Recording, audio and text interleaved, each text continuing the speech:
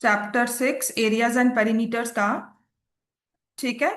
Exercise 6.2 का question number 11 था बेटा, जिसमें एक ट्रायंगल दिया हुआ है ना। चलो दरवाजा लगा दे बेटा।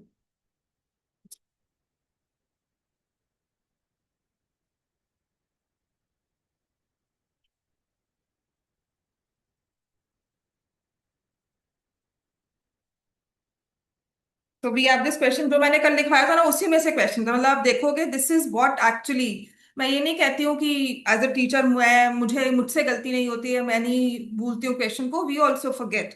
But there is always and at those moments I always think of a bounce back, कि अगर ये पेपर में मेरे साथ होता तो मेरा बाउंस बैक क्या होता। ठीक है। So there will always be a time when you will forget a question. 10 बार किया हुआ क्वेश्चन भी समटाइम्स दिमाग नहीं चलता, तो उस टाइम पे क्या करें। ठीक है। तो उस टाइम पर कुछ ना कुछ क्वेश्चंस में या जो आप प्रैक्टिस कर रहे हो उसमें आपको देखना होता है कि हम किस तरह से इस क्वेश्चन को कर सकते हैं। मैंने दो चीजें आपको लिखवाई थी ना इसमें। एंड इफ यू रिमेम्बर हमने पीक्यू को ज्वाइन भी किया था, राइट। पीक्यू को ज्वाइन किया था और मैंने आपको कंस्ट्रक्शन करवाई थी कि ज्वाइन सीडी। इसमें हमने कंस्ट्रक्शन किया था ज्वाइन सीडी, बिल्कुल सब कुछ वैसा ही इस क्वेश्चन में होना था। ठीक है। तो ये this is one thing which I would suggest as a teacher. मैं बोल रही हूँ एज अ स्टूडेंट, जब मैं भी पढ़ाई करती थी और ऐसा कुछ तब भी होता था, तो आई वुड ऑलवेज थिंक कि हाउ कैन आई प्रिवेंट। मुझे सिर्फ दो चीजें आती हैं। देखो, मैं क्वेश्चन में जब मुझे पता लगेगा ट्राइंगल में मीडियन दिया हुआ है, then we are given parallel lines, और मुझे एरियाज के बारे में पूछा गया, तो मैंने ना चैप्टर 6 में जो जो पढ़ा है ऑन एरियाज, ठीक है, ऑन मीडियंस, मैं लिख दूंगी। ठीक है ना। तो मुझे पता है कि अगर डी मिड पॉइंट है तो सीडी मीडियन ही बन सकता है, तभी मैंने ज्वाइन किया CD, and CD is the median. बात समझ में आ गई। सीडी को ज्वाइन किया, CD is the median of the triangle. तो इसके बाद हम क्या करेंगे, अब क्या और करना चाहिए, राइट। तो मुझे पता है कि now CD is the median, so area of triangle हमारे पास बनता है, area of triangle BCD is equal to area of triangle ACD, है ना। मीडियन डिवाइड्स, और ये ट्राइंगल का हाफ है, पूरे ट्राइंगल एबीसी का हाफ है, because median of a triangle divides it into two triangles of equal area. ये मैं लिख दूंगी, बिल्कुल सही है। पहली सीक्वेंस हमने लिखनी थी, हमें उसने बीपी क्यू पूछा हुआ है, ठीक है ना। तो मुझे पता है कि area of triangle B C Q B C D is equal to area of triangle A C D.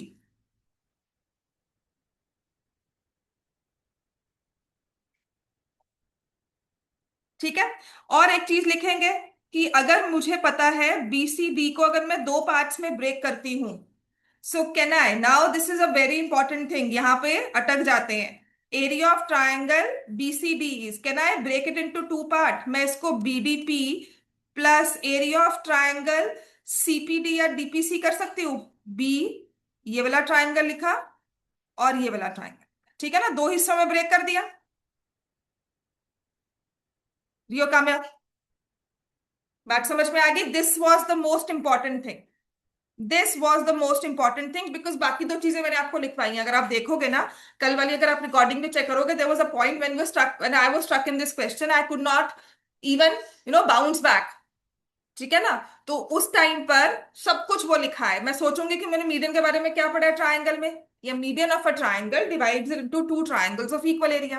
फिर मुझे दी हुई है पैरेलल लाइंस, ठीक है ना। PD is parallel to C Q, ये गिवन है। ठीक है। तो therefore area of triangle DPC is equal to area of triangle DPQ. ठीक है। So triangles on same base, same base इनमें क्या है, DP, and between same parallel lines.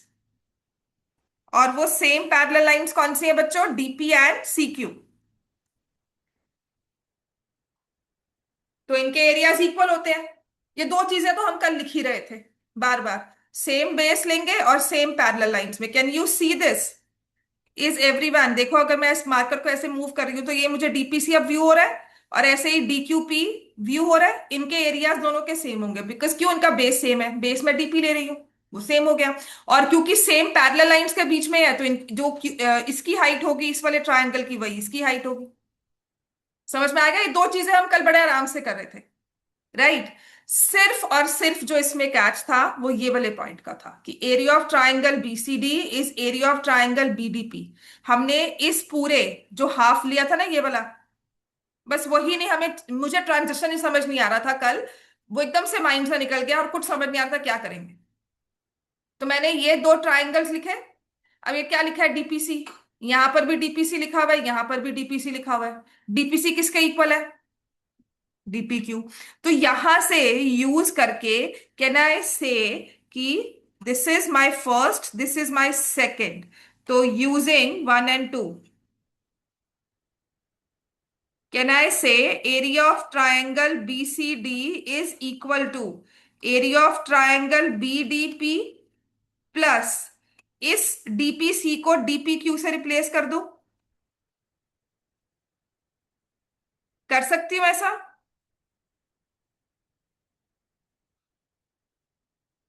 DPC को डीपीक्यू से रिप्लेस कर दो, ऐसा मैं कर सकती हूँ बच्चों, बताओ।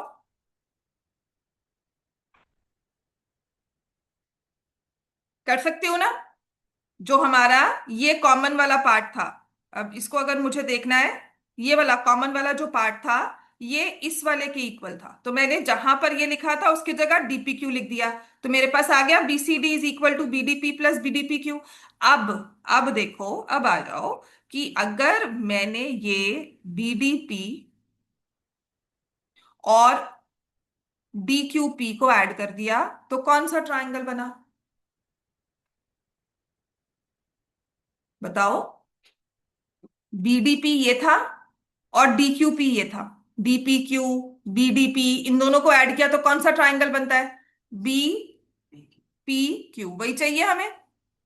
ठीक है, so therefore area of triangle BCD is equal to area of triangle B Q P. समझ में आ गया ना ये? बीसीडी लिखो या बीक्यूपी लिखो। अब तुमने कहा था बीसीडी हाफ है ट्रायंगल एबीसी के, तो now which means area of triangle BCD is equal to area of triangle BQP is equal to half area of triangle ABC। तो मैं इसको 1 मार्क किया था, इसको 2, इसको 3 मार्क कर लो, चलो। ठीक है, तो यूजिंग 3 and 4, समझ में आ गया ना? जो जो इक्वेशन है उनको नंबर देते रहो, उसको यूज करते रहो, आपके पास पूरा सॉल्यूशन ये सॉल्व हो जाएगा। बहुत इजी था, कल मैं दो चीजें तो बार बार लिखवा रही थी कि अगर मैंने ये वाला मीडियन ड्रॉ किया है तो दो ट्रायंगल्स का एरिया तो बिल्कुल इक्वल है, एक ये ट्रायंगल हो गया और एक ये। अब क्लियर दिख रहा है ना ये वाला ट्रायंगल? अच्छा, जो ये नीचे वाला ट्रायंगल है इसके दो हिस्से थे, और जो एक ये वाला हिस्सा है वो इसके इक्वल है, तो हमने रिप्लेस करके अपना डिजायर्ड ट्रायंगल जो चाहिए था वो ले लिया हमने। Hence proved. ठीक है ना? तो ये इंपॉर्टेंट क्वेश्चन मान लेना, क्योंकि थोड़ा सा डिफिकल्ट भी है ये। नहीं आता, ये थोड़ा सा डिफिकल्ट क्वेश्चन भी है। चलो आ जाओ, हमने एक्सरसाइज स्टार्ट कर दी थी 6.3, उसका जो मुझे क्वेश्चन करना है वो क्वेश्चन नंबर 3 है। वेरी इंपॉर्टेंट क्वेश्चन, इस पे क्वेश्चन आपको एमसीक्यू भी आएंगे और ये बोर्ड्स में आया हुआ भी क्वेश्चन है। ये सारी एक्सरसाइज ना 10th क्लास की है बेटा, 10th। स्कूल में बेटा मिड पॉइंट थ्योरम कैसे करोगे फिर? Line joining mid points of any two sides of a triangle is parallel to third side equal to half of it. ठीक है, देखो ना, these questions will be tackled and answered in chapter on quadrilaterals, तो वो करना ही उसमें है। Mid points of sides also known as quadrilateral prefer we are joined in order, area of parallelogram 10 form. अच्छा, ये एरिया के बारे में बात कर रहे हैं, ठीक है, करवा सकती हूँ एरिया के बारे में। ठीक है, we half of area of the given, ये करवा सकते हैं, सोच सकते हैं इसको करने का, क्योंकि क्वाड्रिलेटरल पैरेललोग्राम ने के डायगोनल ने दो हिस्सों में डिवाइड किया, अब इसके ऐसे मिड पॉइंट्स ले रहे हो, ये ले रहे हो। ठीक है, तो ये वाला आ गया ना, joint area of parallelogram 10 form, तो ये वाला पैरेललोग्राम बनता है। तो इसका एरिया किसके इक्वल है, half of the area of the given. ठीक है।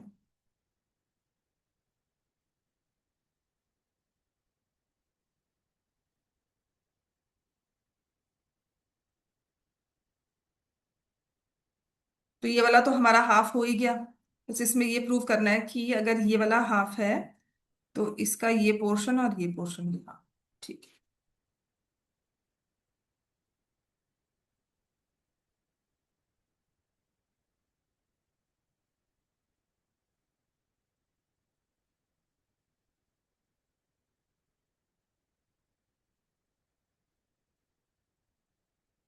ठीक है, क्या बात है। चलो पहले आ जाओ एक्सरसाइज 6.3। इरेज कर दो इसको। ठीक है, क्योंकि हमने एक्सरसाइज 6.3 स्टार्ट कर दी थी और वो नंबर बेस्ड क्वेश्चन है और सारी 10th की एक्सरसाइज है, इसमें कुछ ऐसा नहीं है जो 10th की क्लास से नहीं लिया हो। ठीक है, 10th में चैप्टर है एरियाज ऑफ अ सर्कल और उसी का ये चैप्टर पूरी एक्सरसाइज वैसी है, क्वेश्चन नंबर 1 2। अब इसमें हमने क्वेश्चन नंबर 3 करना था जिसमें हमें कहा गया है length of minute hand of a clock. ठीक है, क्लॉक के बारे में सब आपको पता है, एनालॉग क्लॉक सबने देखी होगी। एक होता है मिनट हैंड और एक होता है आर हैंड। आर हैंड की लेंथ होती है small as compare to the minute hand. ठीक है, और घड़ी में कितने मिनट्स होते हैं? 60 minutes. A clock show 60 minutes, how many hours? 12 hours, है ना। घड़ी पूरे 12 घंटे दिखाती है, वो ये नहीं करती कि एएम पीएम है, वो दोबारा से फिर से चक्कर मारती है। अच्छा, मिनट हैंड तो मिनट्स कवर करेगा, ऑब्वियसली मिनट्स बताता है। आर हैंड आर कवर करेगा, ठीक है ना, आवर्स को कवर करेगा, 1 से 2 जाएगा, 2 से 3। और मिनट हैंड तो पूरा 60 then 60 then 60। Right. So a day is of 24 hours, है ना। अब हमें ये देखना है कि इस सर्कल में how many degrees are there? 360 degrees. ठीक है। अच्छा, मिनट हैंड की मूवमेंट को स्टार्ट करते हैं। ठीक है, तो I have a clock here, अगर फिर भी अगर आपको देखना है इसमें,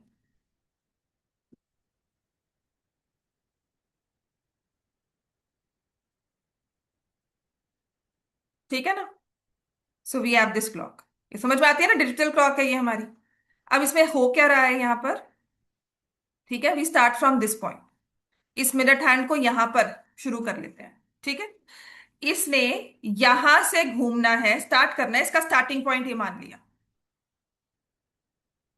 और यहां इस स्टार्टिंग पॉइंट से घूम कर दोबारा से यहां आना है। कितना टाइम लगेगा इसमें? 12 से स्टार्ट किया उसने, ये 12 है ना हमारा, यहाँ 12 से स्टार्ट किया, किसी भी टाइम पर 2 बजे स्टार्ट किया। ठीक है, 2 बजे, आपकी क्लास 4 बजे हो रही है, चलो 4 बजे उसने स्टार्ट किया, इस टाइम पर 4.00 पर मिनट हैंड को आपने कहा स्टार्ट, वो स्टार्ट हो गया, यहाँ से घड़ी आपने सेट की और अपने वो घड़ी रुकी हुई थी, सेल डाला, शुरू हो गई। ठीक है, अब उसके बाद आपने यहां से घूमकर वो दोबारा 12 की पोजीशन पर कब आएगा? कितने टाइम पर आएगा? 4 बजे स्टार्ट हुआ तो 12 की पोजीशन पर दोबारा कब आएगा? कितने टाइम पर आएगा? क्या टाइम हुआ होगा तब जब दोबारा वो 12 पे आएगा? 5 होगा। तो 4 o'clock स्टार्ट हुआ, 5 PM को आप चेक करोगे वो फिर से 12 पर है ना। 4 o'clock स्टार्ट हुआ, 5 PM चेक किया, वो फिर से 12 पे है। तो 4 से 5 में क्या टाइम स्पैन होता है बेटा? 1 आवर। तो इसका मतलब मिनट हैंड ने 1 आवर अराउंड द क्लॉक पूरा लगा लिया। ठीक है ना, मिनट हैंड ने 1 आवर में पूरा चक्कर घूम लिया सर घड़ी का, स्टार्ट करके जहां शुरू हुआ वहीं पे जाके खत्म हुआ। मान लो यहां से शुरू हुआ, 1 घंटे बाद फिर से यहाँ पे आ जाएगा, यही सब हो रहा है ना। तो मिनट हैंड ने तो ये काम किया। अब चलो, अब ये इतना समझ में आ गया, तो एक सर्कल में कितनी डिग्रीज होती हैं? ठीक है, how many degrees in a circle everyone? बहुत अच्छा टॉपिक है और बहुत इंटरेस्टिंग, इसमें एमसीक्यूज भी आते हैं। How many degrees? 360 degrees in a circle. So can I से मिनट हैंड मूव्स, लिख लो, 360 degrees in 60 minutes. Minute hand है तो मिनट्स में ही बात करते हैं। 1 आवर लिख लो, या 1 आवर को अल्टीमेटली 60 मिनट्स में लेकर ही आओगे, है ना। तो 360 डिग्रीज में उसने उसने पूरी की 60 मिनट्स में। ठीक है, तो यहां से ना ये एनालॉजी से बन जाती है कि 360 डिग्रीज इन 60 मिनट्स, किसकी बात हो रही है ये? किसकी बात हो रही है? बात सब बोलो, किसकी बात हो रही है ये? ये बोर्ड्स में क्वेश्चन आया हुआ है, एक नंबर का एमसीक्यू, और इतना ट्विस्टेड क्वेश्चन था कि लगता था मिनट हैंड के बारे में बात हो रही है, पर नहीं। तो कॉन्सेप्ट को समझना। तो 360 डिग्रीज कवर कर रहा है वो 60 मिनट्स में। तो तो मिनट हैंड जो है वो 1 मिनट में कितना आगे पहुंचेगा? 360 डिग्रीज कवर्ड इन 60 मिनट्स। ठीक है। तो अब लिखेंगे 60 मिनट्स में वो जा रहा है 360 डिग्रीज। तो 1 मिनट में जाने जाने में क्या करना होगा? 360 डिवाइड बाय 60 करोगे तो 6 डिग्रीज आ गया। तो 1 मिनट में मिनट हैंड मूव्स, लिखो, इन 1 minute minute hand covers 6 degrees. तो ये होती है स्पीड ऑफ मिनट हैंड। ठीक है। Speed of minute hand 1 minute में वो 6 डिग्री आगे चलता है। ठीक है। लिख लो, 1 मिनट 6 डिग्रीज पर मिनट। मिनट हैंड का 6 डिग्रीज पर मिनट। तो अगर 5 मिनट की बात हो रही है तो मिनट हैंड कितना आगे आएगा? समझ में आ गया? तो आपको सिर्फ 6 याद करना है। बाई चांस 6 भूल जाओगे तो ये हम पूछ सकते हैं 360 डिग्री सर्कल के 60 मिनट्स पूरा होगा। ठीक है। अगर 20 मिनट्स की बात की जाए तो मिनट हैंड ने कितना कवर किया होगा?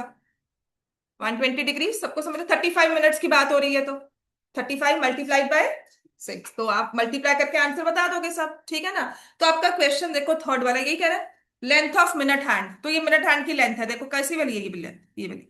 ये सर्कल के लिए क्या बन जाती है? रेडियस बन जाएगी ना। ये घूमकर चल रहा है, ये सर्कल की रेडियस है, क्योंकि टिप चल रही है ऐसे ऐसे। देखो आगे बढ़ा ना ये, ऐसे से टिप चल रही है इसकी। ठीक है ना? सो ये लेंथ कहता है कि चलो 7 सेंटीमीटर है। चलो जी, जितनी भी हो, हमें क्या करना है, हमें तो रेडियस गिवन होगी 7 हो गया। Find the area swept by minute hand in 10 minutes. ठीक है। यहां से 10 मिनट आगे, मान लो यहां पर खड़ा है, 10 मिनट का मतलब वो यहां पर आ जाएगा। तो यहां से यहां तक का एरिया बन गया। समझ में आया सबको? ये क्या बन जाता है ये? इसको क्या बोलेंगे? Pizza slice. क्या बोला था कल इसको? सेक्टर। ठीक है। अगली बार पिज्जा देखोगे तो आप देखोगे कि it's a sector of a circle. जो आप एक बाइट ले रहे हो, पोर्शन ले रहे हो, डिवाइड कर रहे हो, कितनी डिग्रीज आपने लिया अपने पास। ठीक है। How much of the portion you taken, तो this is a sector of a circle. तो यहां से लेकर उसे यहां तक पहुंचना है। तो इमेजिनरी एक एरिया स्वीप किया, मान लो यहाँ पे मिट्टी लगी हो, इसके एरिया पे आपने इसके यहाँ पे पाउडर लगा दिया, तो पाउडर वाली वो लेंथ ऐसे ऐसे कवर करेगा और ये पाउडर लेंथ में इतना आ जाएगा।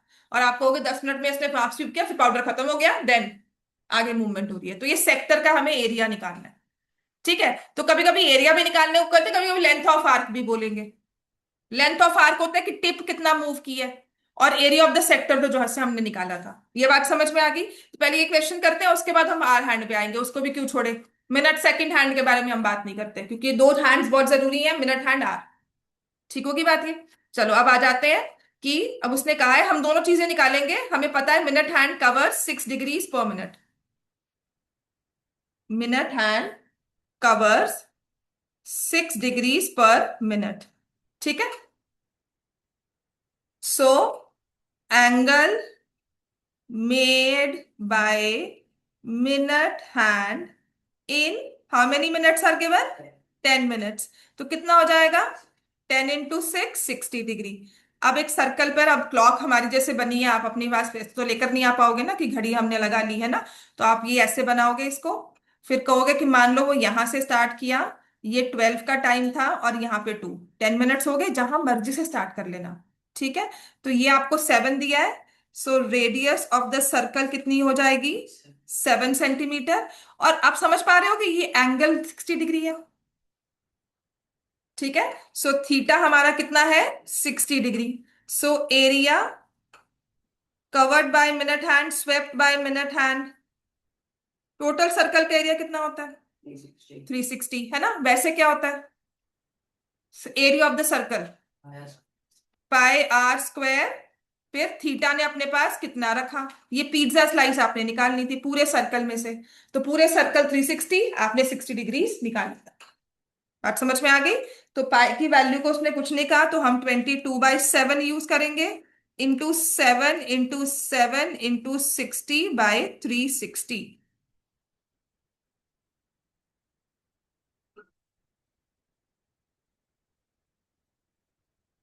77/3 स्क्वायर सेंटीमीटर्स। ठीक है। ये तो वो एरिया है कि देखो पहले यहां था, फिर ऐसे गया, फिर ऐसे गया, फिर ऐसे गया। तो इस तरह से उसने एक एरिया स्वीप किया। लेकिन अगर मैं पूछती हूँ distance moved by the tip of minute hand, इसी में ना, अब ये देखो यहाँ पे आगे बढ़ गया ना, ये यहां से शुरू हुआ था, इफ यू कैन सी, यहां से शुरू हुआ था, ये आगे बढ़ बढ़कर यहाँ पहुंच रहा है। उसके बाद आप कह रहे हो घड़ी को स्टॉप, आपके पास रिमोट कंट्रोल है, आपने स्टॉप किया, उसमें आपने देखा कि कितना एरिया उसने कवर किया। ठीक है। तो एक क्वेश्चन आता है, distance covered by the tip of the minute hand, by tip of minute hand. 10 minute से लेकर चलते हैं, क्योंकि मिनट्स तो हमारे लिए जितने मर्जी हो जाए, कोई 30 मिनट्स बोलेगा, कोई 20, कोई 25, वो आपके लिए इररेलीवेंट हो गए, क्योंकि जितने भी मिनट्स हैं, किससे मल्टीप्लाई करना है इसको, जितने भी मिनट्स दिए होंगे किससे मल्टीप्लाई करना है मिनट हैंड के केस में, 6 मिनट्स, ठीक है ना, और 6 डिग्री से। तो डिस्टेंस ट्रेवल मतलब कि मुझे निकालनी है लेंथ ऑफ आर्क। तो आपको आती है ना लेंथ ऑफ आर्क निकालनी अब। What is length of arc, क्या होती है? सरकमफ्रेंस क्या होता है सर्कल का? 2 पाई आर।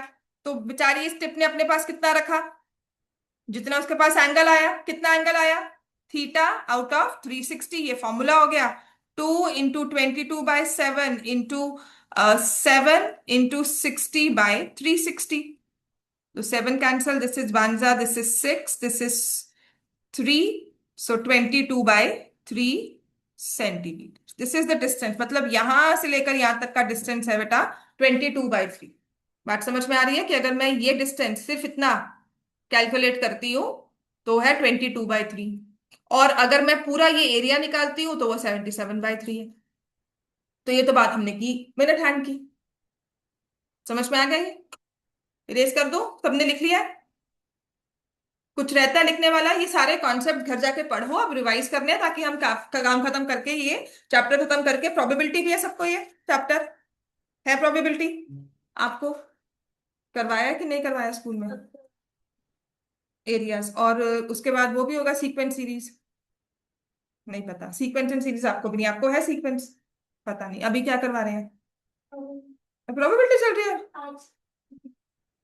तब तक। चलो, एनी हाउ। हाँ, क्या खत्म हो गई ना? उसके बाद क्या स्टार्ट करवाना है उन्होंने, पूछ लेना मंडे को, ठीक है। क्योंकि जरूरी क्या है कि अगर ये यहाँ तक चैप्टर है, प्रोबेबिलिटी करवाना 2 दिन का काम है, सीक्वेंसेस को टाइम लग जाएगा, तो जिसका काम यहाँ तक है उसको टेस्ट पेपर्स मिलने शुरू हो जाएंगे, सर्कल तुम्हारा करवा दूंगी मैं कंप्लीट, ठीक है। और जिसको सीक्वेंस करना, मुझे लगता नहीं सीक्वेंस अब डालेंगे, बिकॉज अभी तो पेपर आ ही गए हैं, ठीक है।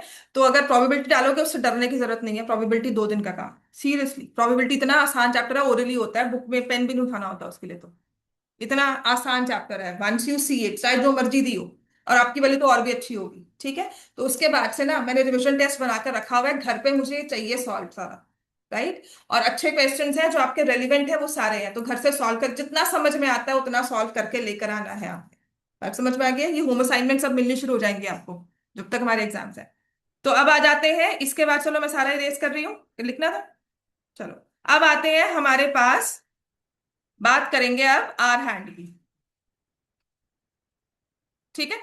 तो ये तो हमने बात की मिनट हैंड की, पहुंच गया ना, देखो 10 मिनट यहां से शुरू किया था, 10 मिनट हमने बोलते बोलते लगा दिए, तो उसने अपना पूरा डिस्टेंस कवर कर दिया। Now coming to hour hand. So hour hand जो है उसको स्टार्ट करो, वो 12 o'clock से स्टार्ट हो रहा है, दोबारा से 12 पर आना है। अच्छा, वो आफ्टर, जब तक मिनट हैंड ने पूरा 360 कवर किया, तो ये आर हैंड कहाँ पहुंचेगा? 1 घंटा आगे पहुंचेगा, मतलब 12 से अगर स्टार्ट करा है तो आफ्टर 1 hour वो कहाँ पे आ रहा है?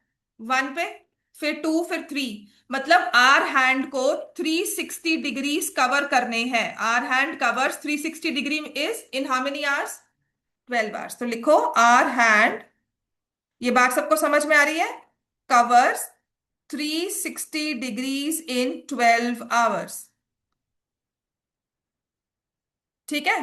तो 12 घंटे में 360 डिग्रीज कवर हुए, कवर्स 360 इन 12 आवर्स, डिग्रीज कवर 360 इन 12 आवर्स। तो इन 1 hour निकालना हो तो क्या होता है बेटा? 360 को किससे डिवाइड कर देंगे? 12 से, कितना आ गया? Make sense?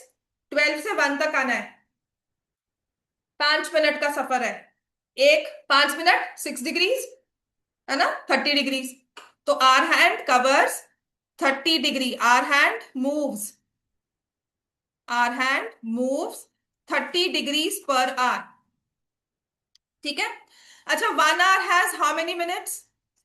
60 मिनट्स, है ना। तो अगर मैं बोलती हूँ hour hand moves 30 degrees in 60 minutes, तो भी बात सही है, ठीक है ना। या फिर मैं लिख दूं hour hand covers 30 degrees by 60 in 1 minute, ये भी बात समझ में आती है। तो आर हैंड की स्पीड लिख लो, hour hand moves half degree per minute, क्योंकि हम मिनट हैंड को मिनट में लेके आए ना, कहते हैं आर हैंड को भी मिनट में लेकर आओ। Hour hand moves half degree per minute, hour hand moves half degree per minute. की क्वेश्चन है, एमसीक्यू था। सेशन वाज आई थिंक 22-23 का सेशन था। ये ना मैं बहुत शौक से बच्चों को करवाती थी आर हैंड की स्पीड क्लास में। तब तक ना आर हैंड के बारे में ना टेंथ में कोई नहीं पूछता था, but I use to generally give a reference of this question. And 1 mark के लिए क्वेश्चन था। और क्वेश्चन पता क्या था? What is the angle made by hour hand in 35 minutes, लिखो। अब मजेदार बात पता क्या थी उस क्वेश्चन में, सीरियसली मैं बताती हूँ।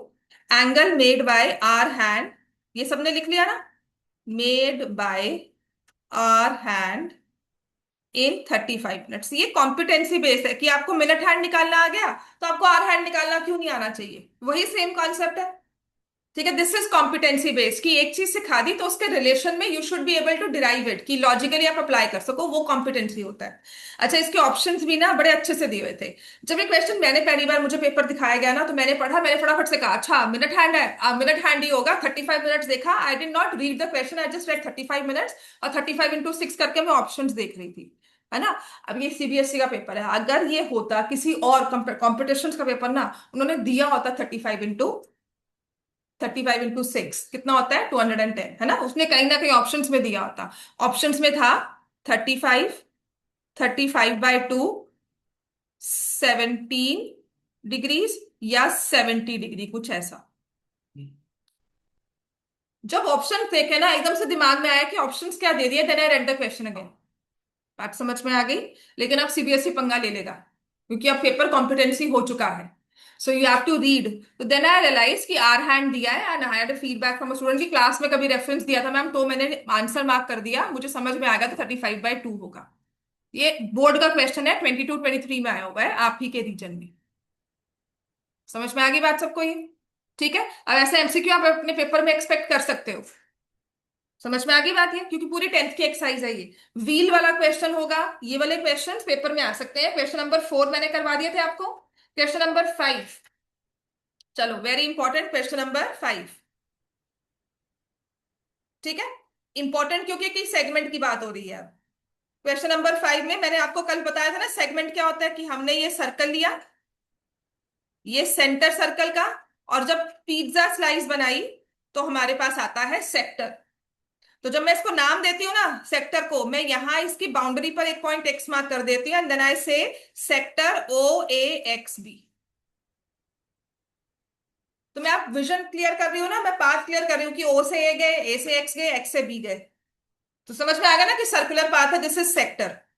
अच्छा, अगर मैं ए बी कॉर्ड भी ड्रॉ कर दूं, ये सेक्टर जो है ना दो हिस्सों से बना हुआ है। एक तो उसमें ट्राइंगल AOB है, और एक उसमें है पोर्शन AXB। अब ये AXB जो हुआ, ये वाला, इसको हम बोलते हैं सेगमेंट ऑफ द सर्कल। जो ये मून की शेप होती है, हाफ मून, है ना, प्रोक्सीमेटली क्रेसेंट में ना ले अगर हम, तो जो ये शेप होती है इसको हम बोलते हैं सेगमेंट। छोटा है तो माइनर, बड़ा है तो मेजर। समझ में आ गया? तो हर एक सेक्टर के पास अपना एंगल होता है, हर एक सेगमेंट के पास भी अपना एक एंगल होता है, हर एक ट्रायंगल के पास एक वही एंगल होता है। तो वही सेम एंगल से सेक्टर, वही सेम एंगल से ट्रायंगल, और वही सेम एंगल से सेगमेंट। ठीक है। तो कल आपको इस सेगमेंट का एरिया निकालना हो, तो ये ना आपकी क्लास बुक में सिर्फ रेफरेंस दिया था कि अगर मुझे एरिया ऑफ सेगमेंट निकालना है तो मैं क्या करूंगी? Area of sector minus area of triangle. ठीक है। जो सेंटर पे बन रहा है ट्राइंगल। अच्छा, मजेदार बात क्या थी इस ट्राइंगल के बारे में, मैंने बताया था ये ट्राइंगल कौन सा होता है। This triangle will always B isosceles triangle. अच्छा, ये इक्विलेटरल कब बनेगा, ये आपके एमसीक्यूज में आएगा। ये इक्विलेटरल कब होगा, व्हेन रेडियस, ये लिख लो कि जब इसकी रेडियस कॉर्ड की लेंथ के इक्वल हो जाए ना, तो ये ट्राइंगल इक्विलेटरल बन जाएगा। अच्छा, ये कहाँ हेल्प करेगा, तुम्हें दिया होगा radius is equal to chord, तुम्हें कहाँ हेल्प करेगा सेक्टर में, मैं क्यों बोल रही हूँ रेडियस इक्वल टू कॉर्ड, इससे क्या निकाल सकते हो। अगर ट्राइंगल इक्विलेटरल है तो उसका मतलब क्या हुआ, ऑल साइड्स इक्वल। और क्या इक्वल होते हैं ट्राइंगल में अगर इक्विलेटरल है, हाँ, एंगल्स। कितने एंगल हुआ उसका, ईच एंगल विल बी 60। बात समझ में आई कि जब इक्विलेटरल दे रहा है तो इसका मतलब उसने थीटा खुद से निकालने को कहा है आपको कि 60 डिग्री खुद निकालो, मैं नहीं बताऊंगा। कहाँ यूज होगा ये, बार बार बोल रही हूँ कि radius is equal to the chord, मैं तो बोलकर चली गई, आपको बोलूंगी इक्विलेटरल। पेपर में तुम्हें कहाँ यूज करना होगा इसको, कि जो सेंटर पे एंगल बनता है वो क्या होगा, 60 डिग्री। बात समझ में आ गई। अब कहेंगे एरिया ऑफ सेक्टर निकालो, एरिया ऑफ सेगमेंट निकालो, एरिया ऑफ ट्राइंगल निकालो। बात समझ में आ गई, ठीक है ना। तो अब तुम्हें कहा गया है कि a chord of circle 15 subtends angle 60 degree at the center, find the area of the corresponding minor and major segments। ठीक है, तो पहली बात तो जब भी सेंटर पे एंगल 60 डिग्री बनेगा, ठीक है, देखो कुछ नहीं दिया हुआ, कॉर्ड ऑफ सर्कल रेडियस, हाँ ठीक है, सबटेंड 60, जब भी सेंटर पे, ये ट्रायंगल में मतलब ट्रायंगल एओबी लिख रही हूं, यहाँ पे सेंटर वाला जो ट्रायंगल है ये, जब भी इसके एंगल एओबी सेंटर पे एंगल 60 डिग्री बन गया ना, तो ये ट्रायंगल क्या बन जाएगा, ये भी 60 है, ये आइसोसेलेस ट्रायंगल तो है ये, तो ये भी 60, मतलब ये दो एंगल्स इक्वल हो गए। सम एंगल प्रॉपर्टी क्या होती है, 180। 60 इसके पास बचा, गया 120 बच गया, तो उन्होंने अब आपस में डिवाइड इक्वल कर दिया, 60 एंड 60, तो ये ट्राइंगल हमेशा क्या बन जाएगा, equilateral. When central angle is 60, triangle will always be equilateral। मैं यहाँ सर्कल में इस पर्टिकुलर वाले ट्राइंगल की बात कर रही हूँ, ये मत कहना कि मैंने 60 कहा, मैम आपने तो कहा था 60। मैं सर्कल में सेंटर वाले ट्राइंगल की बात कर रही हूँ, जो सेंटर सेंटर पॉइंट और कॉर्ड के पॉइंट्स के साथ बनता है। समझ में आ गई, सिचुएशन में बात कर रही हूँ, डोंट जनरलाइज इट।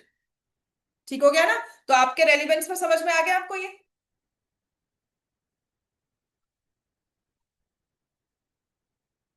आपके रेलिवेंस में सबको समझ में आ गया, एवरीवन, आर वी क्लियर, है ना। तो जब भी ट्राइंगल इक्विलेटरल बन गया, उसका आप एरिया भी निकाल सकते हो। क्या होता है, एरिया ऑफ इक्विलेटरल ट्राइंगल, याद है कि नहीं, भूल गए हो, √3/4 इंटू साइड स्क्वायर। याद रख लो, ये बहुत काम की चीज है तुम्हारे लिए, एरिया ऑफ इक्विलेटरल ट्राइंगल। तो आ जाते हैं हमारे क्वेश्चन में, सारे कॉन्सेप्ट्स हमने लिख लिए। सेगमेंट का एरिया कैसे निकालना है, सेक्टर का एरिया तो हमें निकालना आता है, πr² θ/360। ठीक है, तो अब हमें कहा है chord of circle, chord of radius of a circle जिसकी रेडियस है 15 सेंटीमीटर, थीटा इज 60 डिग्री। तो आप ये चीज ऐसे ड्रॉ कर सकते हो, इसमें ना प्रूव इतने नहीं करने होते कि क्यों 60 डिग्री है तो क्यों ये इक्विलेटरल होगा। तो आपने लिख दिया, therefore triangle AOB is equilateral। इस वाले चैप्टर की सबसे मजेदार बात यही होती है, इसमें ज्यादा प्रूव नहीं करना होता कि क्यों है, वो समझ समझ में आना चाहिए हमें। 60 डिग्री हो गया, तो कहते हैं कि एरिया ऑफ सेगमेंट निकालो। एरिया ऑफ सेगमेंट, तो आपने यहां पर कोई भी नाम दे दिया, मैंने एक्स नाम दे दिया, AXB। ए से एक्स पे गए और एक्स से बी पर गए, तो हमने ये वाला एरिया कवर कर लिया। तो क्या करेंगे, area of sector AOAXB minus area of triangle AO। समझ में आ गया। अब अलग अलग करके निकालना है, अलग अलग करके निकाल लो, इकट्ठा निकालना है, इकट्ठा निकाल लो। एरिया ऑफ सेक्टर का फॉर्मूला क्या होता है, बोलो सब, एरिया ऑफ सेक्टर का फॉर्मूला क्या होता है, बोलो सब। पाया, क्या होता है एरिया ऑफ सेक्टर का formula, area of sector, everyone, Ayush बोल जल्दी से, क्या होता है एरिया ऑफ सेक्टर, आयरा बोलो। हाँ, क्या इसमें भूलने वाली बात है, एरिया ऑफ सर्कल नहीं आता, अंजी नींद से उठ जाओ। ठीक है, तो इसमें वैल्यू पुट कर दोगे। पाए उसने कहा है यूज 3.14, रेडियस आपको पता है 15 × 15, थीटा है 60, डिवाइड बाय 360। कैलकुलेशन हमारी अपनी अपनी जैसे समझ में आती है। ठीक है, तो मैं डायरेक्टली इसे 6 से कर दूंगी। 3 2 ज़ा 3 5 ज़ा, और अगर इसको भी करना है तो 1.57 कर सकते हो। तो आपके पास आ गया 1.57 इंटू 5 × 15। इतनी कैलकुलेशंस हमें करनी ही होगी, हम बच नहीं सकते इससे। मल्टीप्लाई करो, मुझे आंसर बताओ। अच्छा ये छोड़ सकते हैं अभी फिलहाल मल्टीप्लिकेशन करना। और अच्छा आप कर क्या करना है, आप साथ में निकालो area of triangle. Area of triangle A O B, तो ट्राइंगल इक्विलेटरल है, तो √3/4 साइड का स्क्वायर। साइड कितनी है इसकी लेंथ? साइड की लेंथ कितनी होगी? 15 सेंटीमीटर। सो √3/4 इंटू 15 का स्क्वायर। उसने कहा है √3 को यूज करना है as 1.73 divide by 4 into 15 square. तो ये कैलकुलेशंस में हमारी अपनी अपनी है ना, ये हमें करनी है। सबसे अच्छी बात पता क्या होती है इसमें, जब हम इसको इकट्ठा लिखते हैं कैलकुलेशंस थोड़ी सी आसान हो जाती है। I give you this homework, calculations घर पे करके लाना। मैं यहाँ करवाने बैठी ना तो सच में बहुत टाइम लग जाएगा। Will waste another 5 minutes, we can proceed to the next one, और वहां कर सकते हैं क्वेश्चन। ठीक है, आपको करना क्या है, इतना लिख लो, फिर मैं बताती हूँ कि इसका इजी वे क्या होता है। आपने लिखा होता है यहाँ पे पाई विच इज 3.14। ठीक है, 3.14 R² थीटा बाय 360। ये R² को मैं नहीं छेड़ती, मैं ऐसे लिख लेती इसको, माइनस √3/4, साइड भी 15 है, 15 स्क्वायर। ठीक है, थोड़ी सी कैलकुलेशन हमारी एल्जेब्रिक फॉर्मूलाज या सब कुछ यहीं पे काम आएंगे। तो ये 15 स्क्वायर मैंने कॉमन निकाल लिया। क्या बचा? 3.14/6 माइनस 1.73/2। मैं ये नहीं कहूंगी कि काम बाय 4। ठीक है, मैं ये नहीं कहूंगी कि काम बढ़ गया है, पर थोड़ा डिवाइड हो जाता है मल्टीप्लिकेशन से। तो हमें पता है 15 का स्क्वायर होता है 225। तो इसको आप 1.57 डिवाइडेड बाय 3 लिख रहे हो, माइनस 1.73 डिवाइड बाय 4 लिख रहे हो, है ना। तो कई कैलकुलेशंस हमारी थोड़ी सी कम हो जाएंगी, बहुत ज्यादा फर्क नहीं पड़ेगा, बट हाँ you can view it like this also. बाकी आपकी अपनी मर्जी है, आपने उसको अलग अलग करना है। अच्छा, अलग अलग करने का फायदा क्या होता है, अगर दोनों में से कोई भी एक आंसर गलत हुआ तो कम से कम आधे नंबर मिल जाएंगे। यहाँ पर गलती के चांसेस बढ़ जाते हैं और नंबर कम हो जाते हैं। ठीक है, तो आई डोंट से कि नहीं ऐसे ही करना चाहिए, ऐसे करो। You have to see accordingly, calculations तो तुम्हें करनी ही है। समझ में आ गया? अब आ जाओ question number 4, question number 6। Question 7 8 पर ना, इन सब पर वैसे तो कोई लगाने की इतनी जरूरत नहीं है।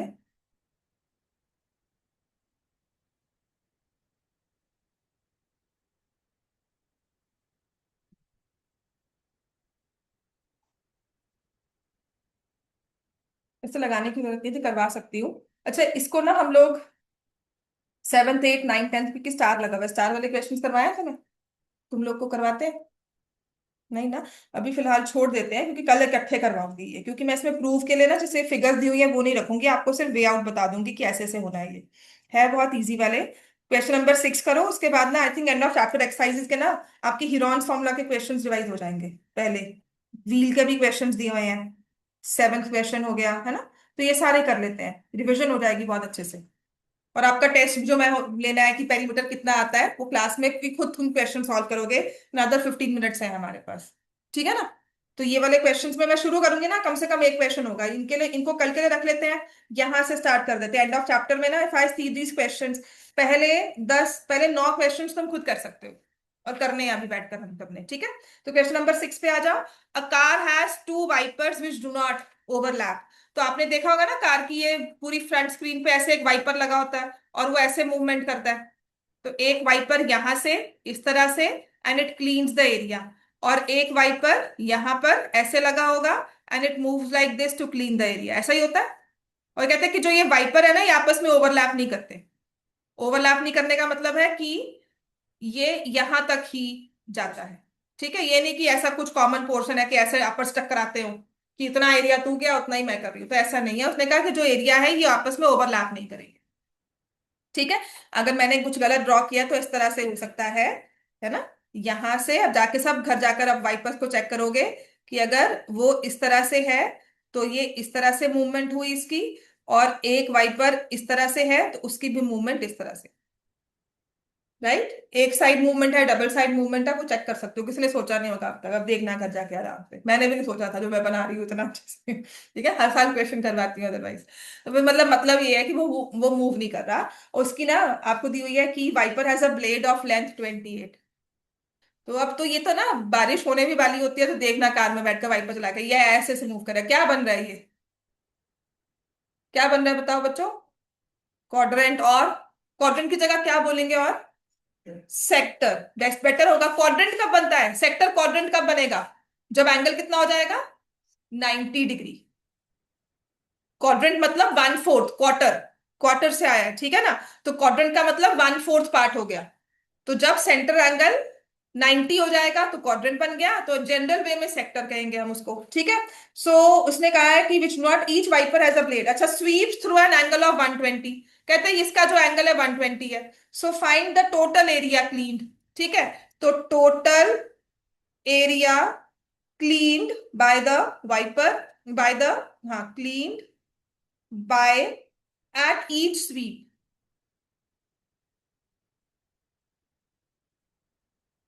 अच्छा दोनों एक जैसे हैं, तो जो एक काम कर रहा है दूसरा भी उतना ही काम कर रहा है, तो एक का काम निकाल ले।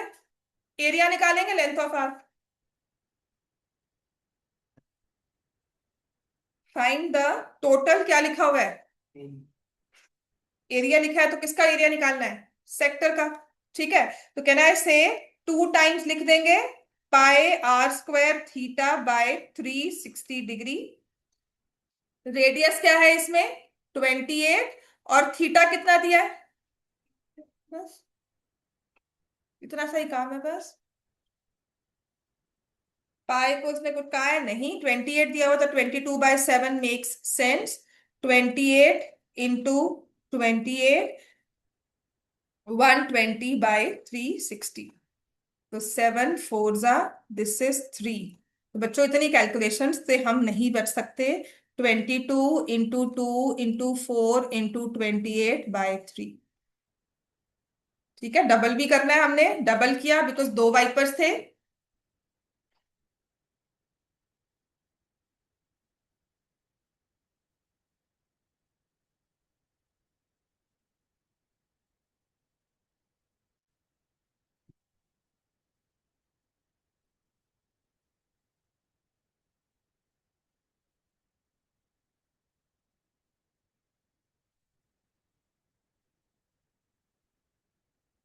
जो इसने लिखा है ना टोटल एरिया का cleaned at each sweep of the blade, तो एक का एरिया निकालना होगा, दो का नहीं निकालना। ईच स्वीप लिखा हुआ है ना, तो एक का एरिया निकालना होगा। So area cleaned at each sweep, एक स्वीप में, ईच मतलब एक में ना, तो डबल नहीं करना होगा इसे, ध्यान रखना ये। ठीक है, इसको 2 से मल्टीप्लाई मत करो बच्चों, बस इतना सा काम कर देना। 2 से मल्टीप्लाई की जरूरत नहीं है, चलो काम थोड़ा आसान हो गया, मल्टीप्लिकेशन के लिए एक नंबर कम हो गया। ईच स्वीप में ना, ईच लिखा हुआ है ना, ईच में तो नहीं करेंगे ये। ईच का मतलब है कि हमने सिर्फ इससे मल्टीप्लाई।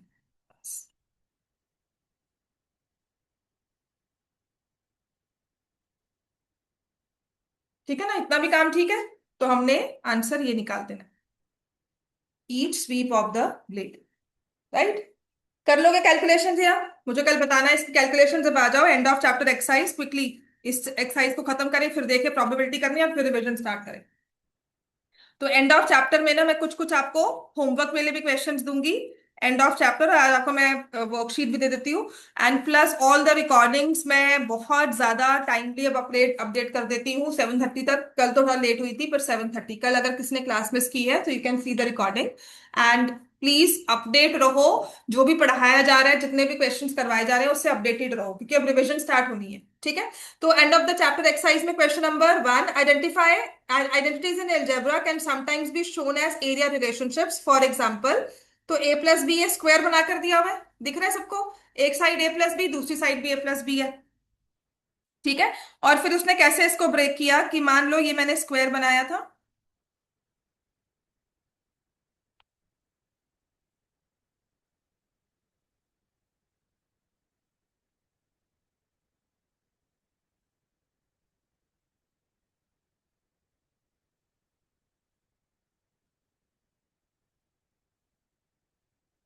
ठीक है। तो ये ए साइड है, ये बी, ये ए और ये बी, तो उसने आइडेंटिटी को ब्रेक किया। आपकी पूरी अलजेब्रिक आइडेंटिटी में ना ये बहुत ज्ञान दिया हुआ है कि कैसे एरियाज को ब्रेक किया जाता है, कैसे स्क्वायर को ब्रेक किया जा रहा है। अगर समझ में आता है तो अच्छी बात है कि ये रेक्टेंगल स्ट्रिप बनी, this is A side, this is B, तो ये एरिया ए बी हो गया। ये ए है और ये बी है, तो ये ए बी हो गया and B square. So we what we get is A plus B whole square. Area of the square तो निकालते हो, साइड ए प्लस बी है। A plus B whole square is A square plus B square, और A B कितनी बार आ रहा है, +2a। समझ में आ गया? Do you see how we can see how, because इसमें there is one square with side A, one rectangle strip with side A and B, another rectangular strip with side a and b, another। ठीक है, तो आपको ये MCQ या ये 2 mark का question बनकर आ सकता है कि how will you break that area into 3 parts. ठीक है, वो मैं करवाऊंगी विजुअली, जो हमने छोड़ा था वहां पर आइडेंटिटीज में, वो मैं आप करवाना शुरू कर दूंगी रिविजन में। ठीक है, अब आ जाओ question number 2। Draw figures corresponding to, ये बाद में करेंगे, A plus B A minus B, इसकी फिगर्स ना ज्योमेट्रिकली, इसको आप स्केल वगैरह लेकर आओगे उसके हिसाब से बनाएंगे, क्योंकि ज्योमेट्रिकली हमें ड्रॉ करना है A plus B into A minus B. ठीक है, अब आते हैं क्वेश्चन नंबर 2, ये सब कर सकते हो अभी गिवन टाइम में। Question number 2, isosceles triangle has perimeter 40, class में करवाया भी है। पेरीमीटर ऑफ ट्राइंगल सब कर सकते हो, 40 centimetre, the equal sides are 15 centimetre each. तो ट्राइंगल बना लो, देखो कौन सी इक्वल साइड्स हैं, और ये मुझे दी हुई है equal sides, that means we are given. तो इस चीज को यूज करके मुझे फाइंड करना है एरिया ऑफ ट्राइंगल भाई। चलो भाई,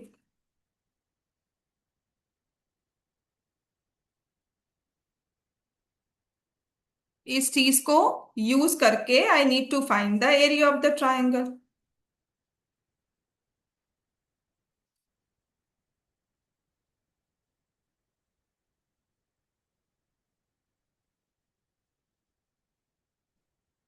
कर सकते हो बच्चे? पहले क्या निकालना होगा? थर्ड साइड निकालो क्विकली। निकाल ली? फिर एरिया निकाल बेटा। नेक्स्ट क्वेश्चन स्टार्ट कर, चलिए टेस्ट है आज। इसके पीछे आंसर्स भी नहीं गिवन है, वो तो खुद रिलाई करना है, याद है ना। ए बी, बी सी की लेंथ नहीं दी। अच्छा, ट्राइंगल में जो इक्वल साइड्स होती है वो तो ठीक है, जो तीसरी साइड होती है ना उसको बेस बोलते हैं, जो अनइक्वल साइड होती है ट्राइंगल में ना। अनइक्वल साइड, आइसोसेलेस ट्राइंगल में unequal side is called the base. समझ लो इस चीज को। ठीक है, ये ना पता क्या है, पेपर में बोल देंगे द बेस इज दिस, तो बेस क्या है भाई? बेस जो अनइक्वल साइड है। सुन लो सब मैं जो बोल रही हूँ, आइसोसेलेस ट्राइंगल में base is the unequal side. कभी बोला हो ना इन्होंने isosceles triangle base is this this much. या फिर एक बोलते हैं वर्टिकल एंगल, जो बेस के बिल्कुल सामने वाला एंगल होता है, that is the vertical angle. ठीक है, तो ये वाला बात समझ में आ गई है, जो इक्वल साइड्स के साथ बनता है वो एंगल जो होता है वर्टिकल एंगल होता है। तो ये आ गया हमारा 15 = 40। अच्छा, बीसी की लेंथ कितनी आई सबकी? 10 सेंटीमीटर आ गई। Now how to find area of triangle, Hansika, अगर निकालना हो तो कैसे निकालोगे? क्या यूज करते हैं? Half into base into height. Height कैसे निकालोगे इसमें? और कोई फॉर्मूला किया हमने इस पूरे चैप्टर में? कौन सा फॉर्मूला करेंगे बोलो? हिरॉन हिरॉन फॉर्मूला क्या होता है, लिखो, बोलो क्या होता है बेटा? होल रूट, हाँ बिल्कुल। एक मिनट उसको बोलने दे, हाँ तुम आगे कर लो चलो। हाँ, और एस क्या होता है बच्चे?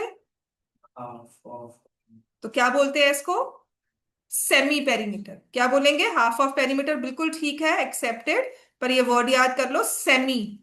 Semi circle, semi perimeter. ठीक है, तो सेमी पेरीमीटर एस कितना हो गया? 20 आ गया। हाँ, तो तुम कहाँ खोई हुई हो, ये तो हमारा टेस्ट था आज। चलो नेक्स्ट, अब करो एरिया ऑफ ट्राइंगल, निकालो, निकाल लिया। चलो नेक्स्ट, आगे। टाइम से बैठना नहीं है, हमारे पास बहुत क्वेश्चंस हैं। सो 20, 20 - 15। चलो चलो आगे। इसके पहले 10 क्वेश्चंस हम बड़े आराम से कर सकते हैं। 10 नहीं, पहले 9 क्वेश्चंस। तो ये हमारा टेस्ट है आज। So I was about to give wheel के questions in the worksheet, ये तो है ही है तुम्हारे। Wheel of the car outer radius, इतने कर लो सच में अपनी। मुझे नहीं पता why some teachers are complaining कि इसमें प्रैक्टिस नहीं है। प्रैक्टिस है, पर सोच कर करने वाली, मतलब ये अगर बार बार कर लेते हो ना, थॉटफुली क्रिएट की हुई है, हाँ आपके लिए थोड़ा वो हो जाता है। सो 50√2 आ रहा है सबका? हाँ जी बच्चों, 50√2 आ रहा है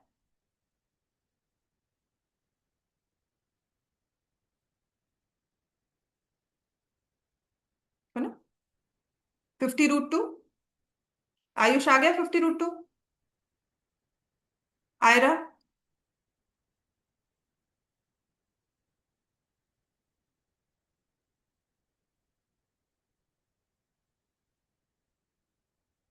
कैसे बेटा, इसको तुमने नंबर्स डाले हंसिका? नंबर्स डाले? कहाँ नंबर डालेंगे तो? नहीं मुझे पता नंबर्स कहाँ डालेंगे, मतलब क्या, मैं अब क्या करना चाहिए फॉर्मूला में? कुछ, क्या करना चाहिए? तुम्हारे पास सब कुछ लिखा हुआ है, उसके बाद क्या करना चाहिए? नेक्स्ट क्वेश्चन स्टार्ट कर दो सब, क्वेश्चन नंबर 3। हाँ तुम बताओ, तुम्हारे लिए नहीं, मुझे बताओ। तुम कटिंग कर रही हो उसको, फिर पेन घुमा रही हो, नहीं घूम रहा, क्या करेंगे इसमें अब? You found the semi perimeter, ABC क्या है? हाँ तो फिर साइड्स का क्या करना चाहिए? इसने क्या लिखा हुआ है फॉर्मूला में? कैसे माइनस, क्या लिखा हुआ है? तो मुझे बताओ क्या लिखोगे, इसकी जगह क्या लिखोगे?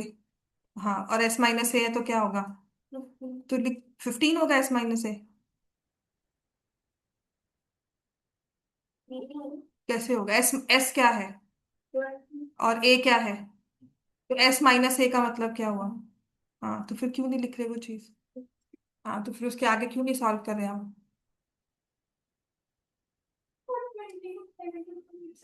हाँ बिल्कुल वही तो करेंगे बेटा, उसको 5 into 2 करेंगे, तो 4 भी बाहर, 20 भी बाहर, और वो 5 भी बाहर, 5 और एक और बाहर रह जाएगा 2, जिसको कुछ नहीं मिल रहा।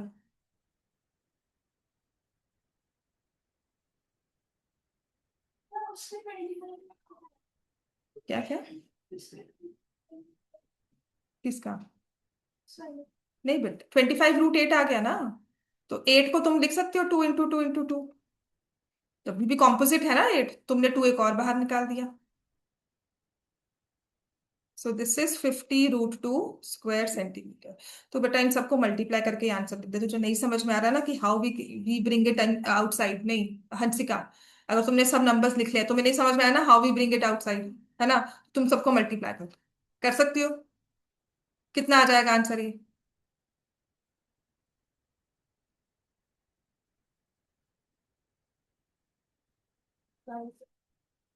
तू इतना लिख कर आ जा। समझ में आ गया बस, ये ठीक है ना? क्योंकि ये चैप्टर हमने 15 दिन लगाए थे इस केस में कि हम स्क्वायर रूट से नंबर को बाहर कैसे निकालते हैं। नहीं समझ में आ रहा, तुम इतना लिखाओ काफी है तुम्हारे। राइट, अब ठीक है ना? हाँ चलो next question number 3। Everyone start. Question 3 कर दिया तो नेक्स्ट स्टार्ट कर दो। So question number 3 which says isosceles triangle has base. अब बेस बोल दिया ना, तो मुझे पता है कि वो इक्वल साइड नहीं है। ठीक है, तो एक ट्राइंगल है आइसोसलेस, उसका बेस दे दिया 10 सेंटीमीटर। अच्छा एरिया की बात कर दी, एरिया है 60। What are the length of equal sides? तो एक्स एक्स ले लेते हैं। ठीक है, एरिया ऑफ आइसोसलेस, अब इसको दो वेज है निकालने के बच्चों।